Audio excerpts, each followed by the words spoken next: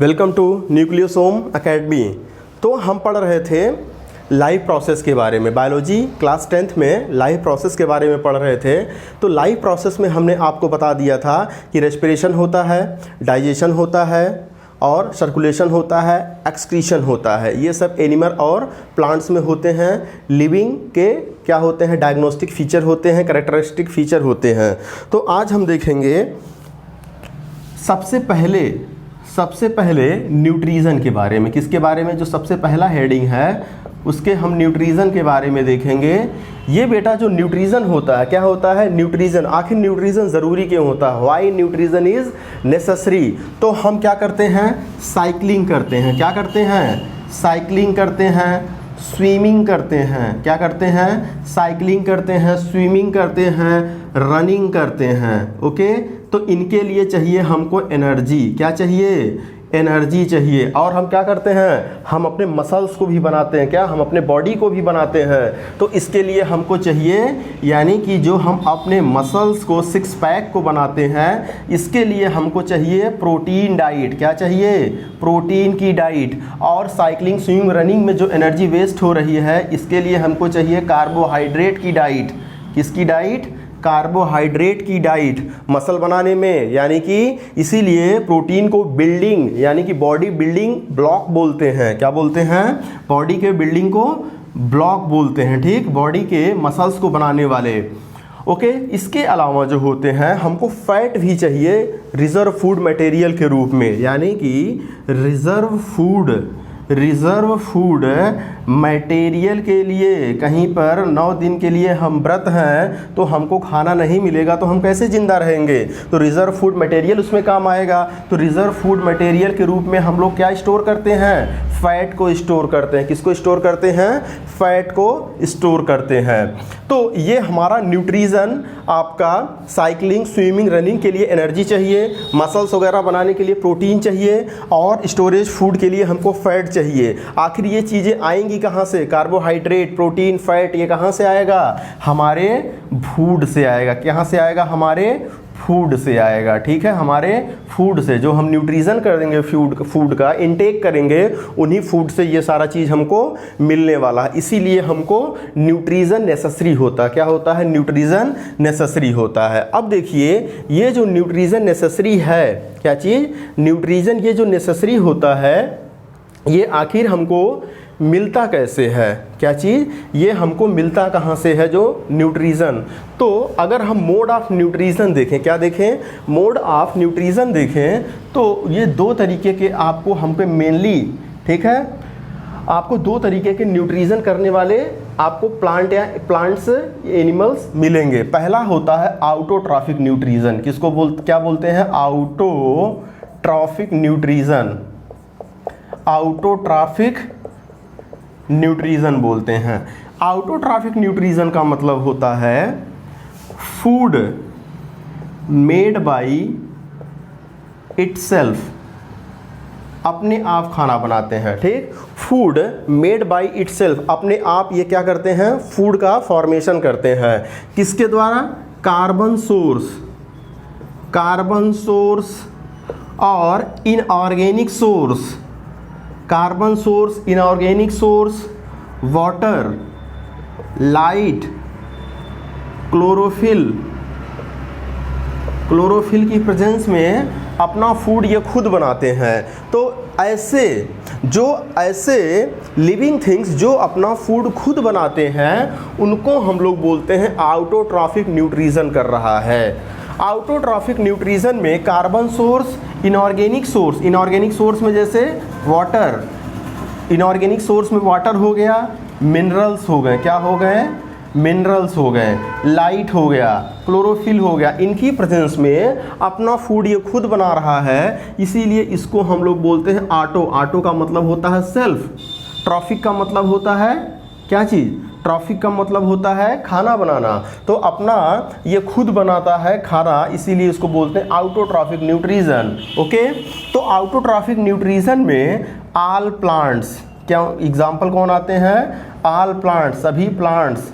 Algae हो गए, ठीक है, जिसमें एल्गी हो गए, ब्रायोफाइटा के मेंबर हो गए, ठीक, बस आप इतना ही जानिए। एल्गी हो गए, ब्रायोफाइटा का मेंबर और आर हायर प्लांट्स, ये सब किस में आते हैं, ऑटोट्रॉफिक न्यूट्रिशन करते हैं। अब देखिए ऑटोट्रॉफिक न्यूट्रिशन में होता क्या है जनरली। ऑटोट्रॉफिक न्यूट्रिशन में जैसे मान लीजिए सपोज कीजिए एक लीफ को हम देख रहे हैं, किसको देख रहे हैं, एक लीफ को देख रहे हैं। ये देखिए लीफ जनरली कैसी होती है, हरी होती है। ये हो गया एक लीफ हो गया।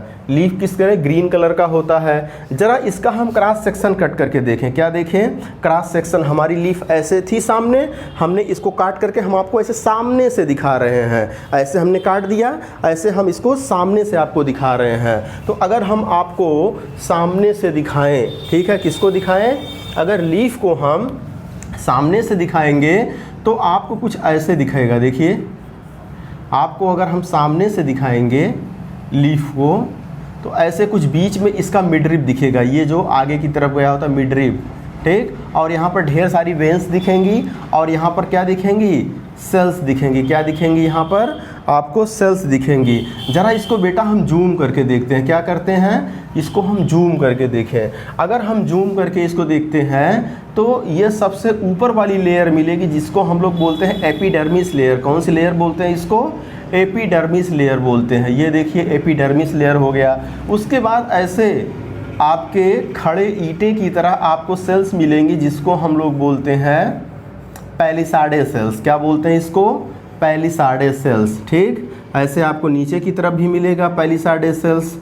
ये देखिए पैलिसाडे सेल्स, ये इसको बोलते हैं पैलिसाडे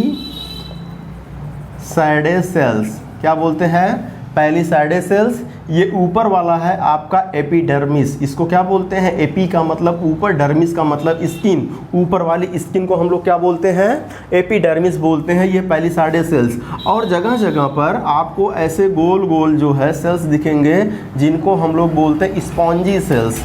क्या बोलते हैं इसको, स्पॉन्जी सेल्स बोलते हैं। क्या बोलते हैं, स्पॉन्जी सेल्स। और देख रहे हैं जगह जगह पर क्या है, हवा भरा हुआ है, यानी कि इसको बोलते हैं एयर कैविटी। क्या बोलते हैं इसको, एयर कैविटी। और आप यहीं पर देखेंगे माइक्रोस्कोप से तो कहीं पर आपको कहीं कहीं ऐसे गड्ढा दिखेगा। क्या दिखेगा, कहीं कहीं कर आपको गड्ढा दिख सकता है। और इसी गड्ढे को हम लोग बोलते हैं स्टोमेटा। कौन सा बेटा, स्टोमेटा, ठीक है, इसको बोलते हैं स्टोमेटा। तो स्टोमेटा ऊपर भी मिल सकता है और नीचे भी मिल सकता है। अब आप देखेंगे कि यहाँ पर ग्रीन कलर के, किस कलर के, ग्रीन कलर के कुछ ऐसे पॉइंट की तरह आपको स्ट्रक्चर देखने को मिल रहा है। और इसी ग्रीन कलर पॉइंट स्ट्रक्चर को हम लोग बोलते हैं क्लोरोप्लास्ट। क्या बोलते हैं, क्लोरोप्लास्ट, ठीक है, या इसी को हम लोग बोलते हैं क्लोरोफिल। ये देखिए इसको हम लोग बोलते हैं क्लोरोफिल। इसी के कारण पत्ती हमको हरी दिखाई देती है। ये है हमारी क्लोरोफिल, ठीक। अब देखिए होता क्या है क्लोरोफिल पे, इसको हम यहाँ से हटा दे रहे हैं। क्लोरोफिल पे बेटा होता क्या है कि जैसे ही भगवान, कौन, सूर्य भगवान, ठीक है, जैसे ही अपनी लाइट इस पर डालते हैं, क्या चीज़, इन पर लाइट पड़ता है और भगवान सन की लाइट को हम लोग एनर्जी को एच न्यू से दर्शाते हैं। किससे, एच न्यू, क्योंकि एनर्जी बराबर होता है एच न्यू। ई क्या है, प्लांक कांस्टेंट। ई न्यू क्या है, फ्रीक्वेंसी है। तो एच न्यू का मतलब समझ जाइएगा कि सनलाइट की एनर्जी है। तो जैसे ही इस पर पड़ता है, किस पर, क्लोरोप्लास्ट पे, यहाँ का जो वाटर होता है, क्या वाटर, ये तुरंत किस पर मूव कर जाएगा, क्लोरोप्लास्ट में। बाहर से इन्वायरमेंट से कार्बन डाइऑक्साइड किससे होती हुई, इन स्टोमेटा के थ्रू होते हुए बाहर की कार्बन डाइऑक्साइड अंदर की तरफ मूव कर जाएगी। तो कार्बन डाइऑक्साइड बाहर से मिल गया, लाइट हमको भगवान सूरज से मिल गया, और आपके क्लोरोप्लास्ट यहीं लीफ से मिल गया, वाटर भी अंदर से ही मिल गया। तो इतना सारे चीज़ को लेकर के यानी कि क्या कर रहा है प्लांट, CO2 प्लस H2O को लेकर के in the presence of chlorophyll. क्या चीज़, in the presence of chlorophyll और एच न्यू यानी कि सनलाइट को लेकर के ये अपना खाना बना रहा है। खाना बनाने का मतलब कि C6 H12O6 ये किसका फार्मूला होता है बेटा? ग्लूकोज का या फ्रक्टोज का फार्मूला होता है। और ग्लूकोज और फ्रक्टोज क्या होते हैं? आपके न्यूट्रिशन, कार्बोहाइड्रेट होते हैं। इसके अलावा ये क्या बनाएगा? थोड़े बहुत वाटर वेपर्स भी निकालता है। अभी भी बैलेंस है इक्वेशन? नहीं बैलेंस है। चलिए बैलेंस कर लेते हैं। तो 6CO2 प्लस 6H2O, ठीक, और क्या मिलेगा हमको? 6CO2 प्लस 12H2O, कितना? 12H2O। अगर 12 हाइड्रोजन तो 12 यहाँ पर है, ओके, और यहाँ पर 6H2 निकलेगा तो 6 दूनी 12 हाइड्रोजन हो गया। 12 हाइड्रोजन तो यहाँ पर 12 दूना 24, तो 12 12 24, या राइट, ठीक। अब ये हो गया आपका बैलेंस इक्वेशन। तो इस तरीके से प्लांट अपना खाना खुद बना रहा है। क्या बना रहा है? प्लांट अपना खाना खुद बना रहा है। इसीलिए इसको हम लोग बोलते हैं ऑटोट्रॉफिक न्यूट्रिशन। क्या बोलते हैं? Autotrophic nutrition. कैसे बना रहा है हमने आपको एक डायग्राम के माध्यम से, एक डायग्राम के मीडियम से समझाया। अब देखिए डायग्राम के मीडियम से हम ऐसे समझाएं आपको। फिर से एक डायग्राम अच्छा हम बनाते हैं। जिनको समझ में नहीं आया वो जाके अपनी भैंस चराए, ठीक। चलिए भैंस नहीं चराए, फिर से हम आपको समझाते हैं। फिर से हम ये समझाते हैं, समझाने की कोशिश करते हैं कि मान लीजिए एक प्लांट है बेटा। ये देखिए ये एक प्लांट है, बहुत अच्छे, ठीक। प्लांट के अंदर क्या होगी? रूट्स होंगे। जी बिल्कुल सर, रूट्स होंगे। और यहाँ पर सपोज़ कीजिए हमने एक लीफ मान लिया। ये है हमारी प्यारी सी लीफ। क्या है? हमारी प्यारी सी लीफ है, ओके। अब देखिए यहाँ पर सॉइल पार्टिकल होंगे, मिट्टी के पार्टिकल होंगे। यहाँ पर बहुत सारा वाटर होगा। ये वाटर कहाँ से आया? हमारे बारिश से आया है। कहाँ से? बारिश से। अब ये पानी क्या एब्जॉर्ब होगा रूट के द्वारा और सीधे कहाँ पर पहुँच जाएगा? ये पानी पहुँच जाएगा हमारे कहाँ पर? H2O में। किसके द्वारा? जाइलम के द्वारा। किसके द्वारा पहुँच जाएगा ये? जाइलम के द्वारा। जाइलम भगवान ने एक नली लगाई है पानी को ऊपर करने के लिए, जिसको हम लोग बोलते हैं जाइलम। तो जाइलम के द्वारा ये पानी पत्ती में पहुंच गया। इसमें ऑलरेडी पत्ती हरी है तो इसमें पाया जाता है क्लोरोफिल। क्या पाया जाता है? क्लोरोफिल। और हम आपको बेटा बताएं कि इसमें जगह जगह पर छिद्र होते हैं। क्या होते हैं? जगह जगह पर छिद्र होते हैं, जिनको बोलते हैं हम लोग स्टोमेटा। कौन सा बेटा? स्टोमेटा, ठीक। तो इनको बोलते हैं हम लोग स्टोमेटा, ओके। अब इन्हीं स्टोमेटा के थ्रू देखिए, स्टोमेटा के थ्रू क्या होगा?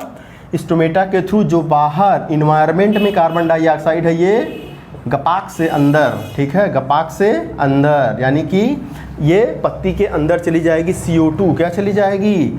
CO2। अब देखिए वाटर पहले से ही पहुंच गया रूट के द्वारा। CO2 आपके एटमॉस्फेयर स्टोमेटा से होकर के पहुंच गया। और क्लोरोफिल इसमें है, ये है। कहेंगे भगवान, भगवान किससे प्रार्थना करेंगे? ये किससे प्रे करेंगे?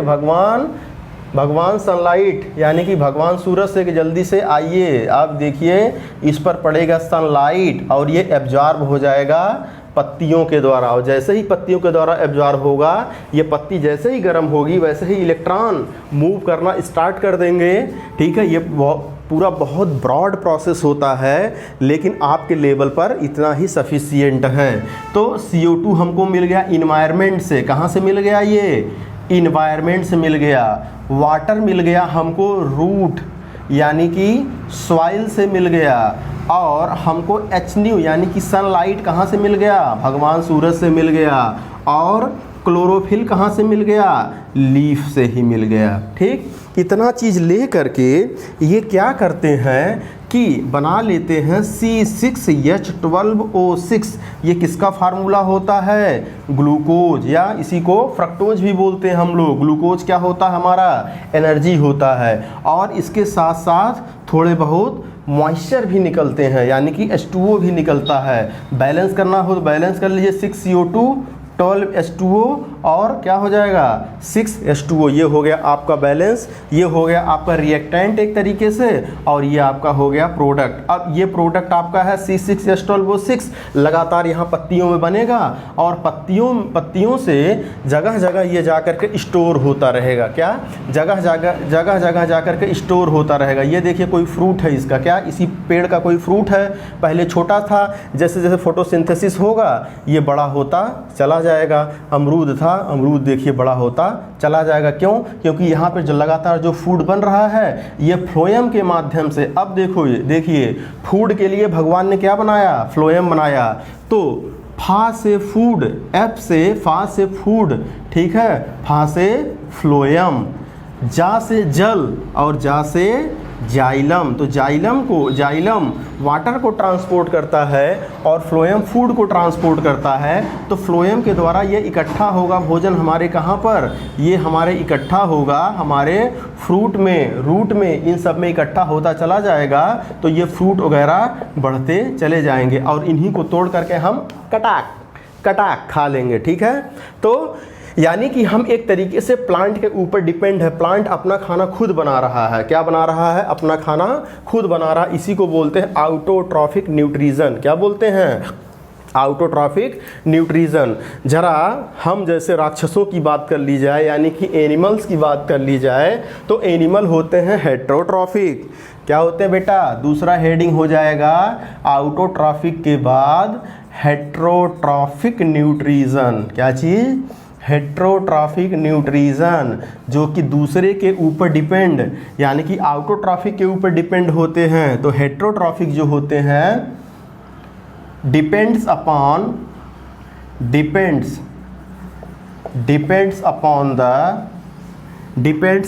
द ऑटोट्रॉफ्स बोल दीजिए। क्या? ऑटोट्रॉफ्स, जो ऑटोट्रॉफ्स पे डिपेंड होते हैं और decaying matter, decaying non living matter पर जो डिपेंड होते हैं फूड के लिए, ठीक, इनको बोलते हैं हेट्रोट्रॉफिक न्यूट्रिशन। अभी बताएंगे कि डिकेइंग नॉन लिविंग मैटर हम किसके केस में लिखे हुए हैं। ओके, तो ये हेट्रोट्रॉफिक न्यूट्रिशन में डिपेंड अपॉन द ऑटोट्रॉफ्स पर डिपेंड होते हैं, और या तो डिकेइंग नॉन लिविंग मैटर, सड़े गले चीज़ों पर भी ये डिपेंड हो सकते हैं। तो ऐसे न्यूट्रिशन को हम लोग बोलते हैं हेट्रोट्रॉफिक न्यूट्रिशन। अगर हम हेट्रोट्रॉफिक न्यूट्रिशन की बात करें बेटा, तो हेट्रोट्रॉफिक न्यूट्रिशन में भी कई कैटेगरी आती है। जैसे हेट्रोट्रॉफिक न्यूट्रिशन में अगर वो खाली और खाली क्या खा रहा है, वो वेजिटेरियन है, एक तरीके से वेजिटेरियन है, यानी कि वो ग्रास खा रही है, घास खा रही है, ठीक है, लीव्स खा रहे हैं या आपके स्टेम को खा रहे हैं, तो इनको बोलते हैं हम लोग, क्या बोलते हैं? हार्बीओरस, यानी कि हर्ब्स को खा रहे हैं तो इनको बोलते हैं हार्बीओरस। ठीक, हार्बीओरस। जैसे आपका गोट, क्या चीज़? गोट हो गई, काऊ हो गए, ठीक, गोट हो गए, काऊ हो गए, या फिर आप एग्जाम्पल ले लीजिए मंकी वगैरह हो गए। ठीक, ये सब किस पे ऊपर डिपेंड रहते हैं? खाली और खाली ग्रास, लीफ, स्टेम, फ्रूट, इन सब पे डिपेंड करते हैं। तो इनको बोलते हैं हेट्रोट्रॉफिक में भी हार्बीओरस बोलते हैं। ठीक, लेकिन कुछ भयानक जानवरों की बात कर ली जाए, जैसे जो नॉन वेज को खाली और खाली खाते हैं, उनको घास फूस से मतलब ही नहीं है, ग्रास लीफ से मतलब ही नहीं है, उनको क्या चाहिए? बोन्स एंड फ्लेश चाहिए। क्या चाहिए? बोन्स एंड फ्लेश, ठीक है, हड्डी और मांस चाहिए। इनको बोलते हैं कार्निवोरस। क्या बोलते हैं इनको? कार्निवोरस बोलते हैं। अब कार्निवोरस में जैसे हो गया आपका टाइगर, क्या? टाइगर हो गया, लायन हो गया, ये सब किसके एग्जाम्पल होते हैं? आपके कार्निवोरस के एग्जाम्पल होते हैं। अब तीसरे पार्ट में आइए, जो इतने हरामखोर होते हैं कि सब कुछ खा जाते हैं, यानी कि हर्ब भी खाते हैं और क्या खाते हैं? आपके बोन्स एंड फ्लेश भी खाते हैं, जिसमें हम लोग जैसे राक्षस आते हैं। तो जो सी पार्ट होता है उसको बोला जाता है ओमनीओरस। क्या बोला जाता है? ओमनीओरस। ओमनीओरस का मतलब जो आपके हर्ब्स को भी खाते हैं, बोन्स को भी खाते हैं, फ्लैश को भी खाते हैं, मसल्स को भी खाते हैं, यानी कि वेजिटेरियन नॉन वेजिटेरियन सब कुल खा जाते हैं। तो इनको बोलते हैं ओमनीओरस। और ओमनीओरस का बेस्ट एग्जाम्पल हम लोगों से बड़ा जानवर कोई हो ही नहीं सकता, यानी कि ह्यूमन। ह्यूमन क्या है? ये ओमनीओरस होता है, जो कि आपके लीव्स को भी खाता है। अरे लीव्स का मतलब कि हम लोग साग वगैरह खाते हैं, पालक का लीव्स, वहाँ से हम लोग फ्रूट को भी खाते हैं, आम वगैरह को। हम लोग क्या मुर्गा भी चाप लेते हैं, कभी कभी चिकन हो गया, गोट हो गया, इन सब को भी खाते हैं। तो दोनों हम खाते हैं, इसीलिए हम लोग ओमनीओरस में आते हैं। अच्छा, ओमनीओरस के बाद क्या बेटा? ओमनीओरस के बाद हम आपको बताएंगे कि जो डिकेइंग मैटर हमने जो ऊपर लिखा हुआ था कुछ समय पहले, वो किसके लिए लिखा था? वो लिखा था हमने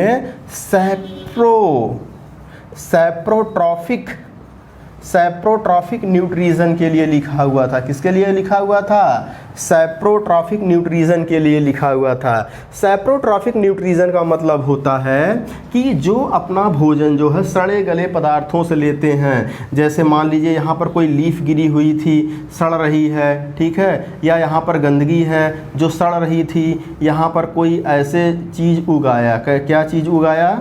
देखिए ऐसे, आपने देखा होगा ऐसे। ये क्या है? क्या उगाया? ये कुकुरमुत्ता जिसको हम लोग बोलते हैं, इसको बोलते हैं फंजाई। और ये क्या है?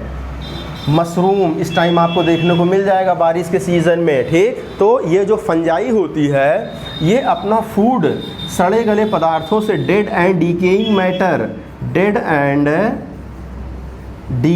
मैटर से लेता है। किससे लेता है? डेड एंड डिकेइंग मैटर से अपना फूड लेता है। इसीलिए इसको बोलते हैं सैप्रोफिटिक। क्या चीज़? क्या? सैप्रोट्रॉफिक न्यूट्रिशन बोलते हैं। क्या बोलते हैं इसको? सैप्रोट्रॉफिक न्यूट्रिशन बोलते हैं। और सैप्रोट्रॉफिक न्यूट्रिशन में कौन आता है? फंजाई आता है। और फंजाई का छोटा भाई होता है स्लाइम मोल्ड्स। क्या बोलते हैं इसको? Slime moulds. ये भी फंजाई की ही तरह होता है स्लाइम मोल्ड्स। ये भी सैप्रोफिटिक न्यूट्रिशन करते हैं। ओके, अब देखिए कुछ जो होते हैं कुछ तो खून चूस जाते हैं। क्या? कुछ तो खून ही चूस जाते हैं। कुछ खून चूसने का मतलब कि वो खाली और खाली ब्लड मील पर डिपेंड करते हैं। हमारे ब्लड मील का मतलब कि वो जो होते हैं खाली और खाली हमारे ब्लड को सक करते हैं। क्या करते हैं? वो ब्लड को सक करते हैं। जैसे खून चूसने का काम किसका है बेटा?